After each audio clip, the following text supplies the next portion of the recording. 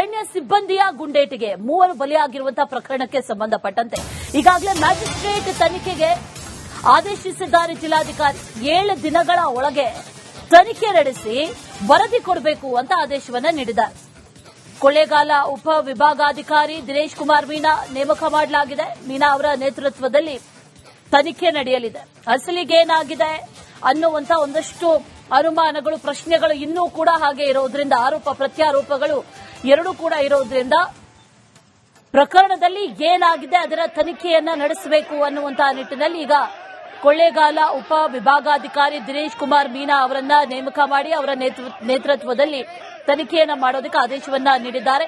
7 ದಿನದ ಒಳಗೆ ತನಿಖೆಯನ್ನ ನಡೆಸಿ ವರದಿಯನ್ನ ಕೊಡಬೇಕು ಅನ್ನುವಂತ ಆದೇಶವನ್ನ ಮಾಡಲಾಗಿದೆ.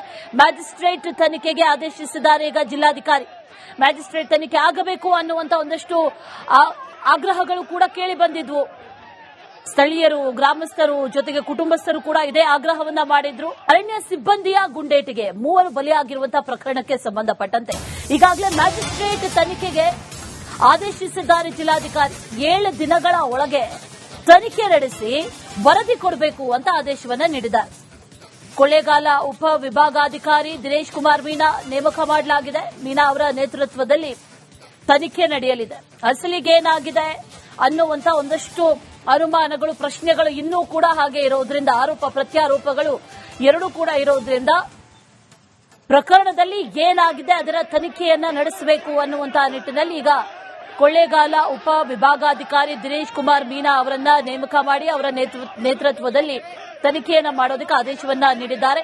7 ದಿನದ ಒಳಗೆ ತನಿಖೆಯನ್ನ ನಡೆಸಿ ವರದಿಯನ್ನ ಕೊಡಬೇಕು ಅನ್ನುವಂತ ಆದೇಶವನ್ನ ಮಾಡಲಾಗಿದೆ. ಮ್ಯಾಜಿಸ್ಟ್ರೇಟ್ ತನಿಖೆಗೆ ಆದೇಶಿಸಿದ್ದಾರೆ ಈಗ ಜಿಲ್ಲಾಧಿಕಾರಿ. ಮ್ಯಾಜಿಸ್ಟ್ರೇಟ್ ತನಿಖೆ ಆಗಬೇಕು ಅನ್ನುವಂತ ಒಂದಷ್ಟು ಆಗ್ರಹಗಳು ಕೂಡ ಕೇಳಿ ಬಂದಿದ್ವು. ಸ್ಥಳೀಯರು, ಗ್ರಾಮಸ್ಥರು ಜೊತೆಗೆ ಕುಟುಂಬಸ್ಥರು ಕೂಡ ಇದೇ ಆಗ್ರಹವನ್ನ ಮಾಡಿದ್ರು.